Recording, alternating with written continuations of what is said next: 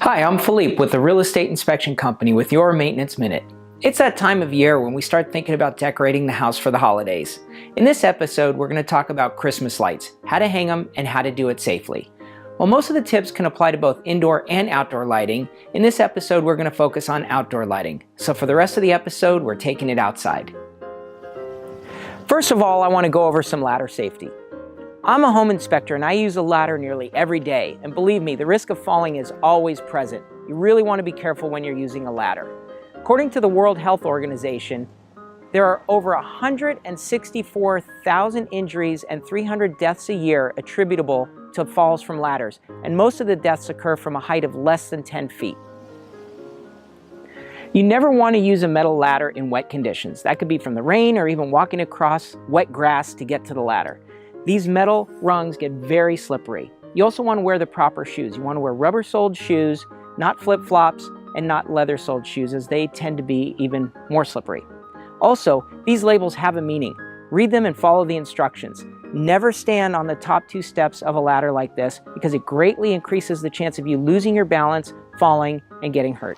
When setting up your ladder, you always want to make sure that you're on a hard level surface. This is particularly important with a tall extension ladder. You want to make sure that the ladder doesn't lean too far to the left or to the right. And as far as the slope towards the house, you want to use the 4-in-1 rule. 1 foot away from the house for every 4 feet of height.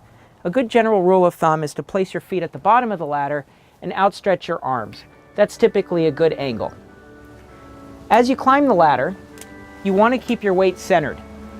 The higher you go, the more top-heavy the ladder becomes, and any movements become exaggerated. So as you reach to the left or to the right, if you overextend yourself, you can cause the ladder to slip and fall. Now let's talk about the lights. When you buy your lights, make sure you take note of whether they're LED or incandescent. Incandescent bulbs, which are the traditional bulbs, use a lot more electricity, so you can't hook as many together as LEDs. In this case, we can only hook 5 sets of 100 bulb strands together, whereas LEDs, the same 100 bulb strands, we can hook up to 21 strands together. It's very important also that you don't mix the bulbs, so never combine incandescent with LEDs. Always stick with either all LEDs or all incandescent. Another point is never connect a 100 bulb strand into a 35 or 50 bulb strand, as that can cause it to overheat, which is a fire hazard. When you buy an extension cord, make sure you get a heavy gauge extension cord that's rated for outdoor use. Never ever use these lamp cords that are only rated for indoor use. They can't handle the current draw and they don't hold up to the elements very well, so never use these. One tip, when you buy your bulbs and you're going to throw away the box, it's a good idea to write down how many strands can be connected together. So, take a permanent marker and write the number of strands either on the plug or on one of these labels so you know for next year. When it comes to attaching lights to your house, there's one thing I never ever want you to do, and that's use a traditional staple gun to fasten the lights onto your fascia board. The reason why is because these eject the staples with such force that it can easily cut through the delicate insulation on the wire. That can cause a short circuit or sparking, which is a fire hazard. A better option is to use plastic light hangers. These allow you to easily clip lights onto your rain gutters or onto the edge of your shingles. I'll show you how to hook these up in a minute. Another more permanent solution is to install metal hooks. This is a great solution because it helps you set up your lights very quickly at the beginning of the season and also take them down at the end of the season, and they just stay up all year long. Be sure to plug your extension cords and lights into a GFCI protected receptacle.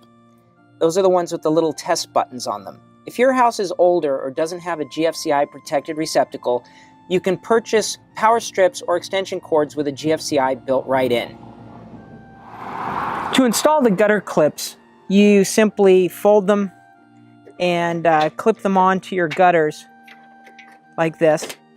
If your gutters are thin enough, you can angle them downwards. These are a little thicker, so we're just going to put them straight up. And then this big part fits right around the base of the bulb. You just keep going like that to get the look you want. As I mentioned before, a great solution is to install these hooks permanently underneath your eaves or fascia. That allows us to just come in and hook these lights up very easily every year. Makes it much faster. Another handy tip is to build a tool to help you hang the lights, and that way you can avoid setting up the ladder each time. This is just a simple dowel rod with a screw put in the end, and it lets us hook onto the light strand and push it up over the hooks that we installed previously. I hope you picked up some valuable tips from this episode. Please check out more Maintenance Minute videos on our website at sdinspect.com. Have a Merry Christmas, Happy Hanukkah, and I'll see you next time.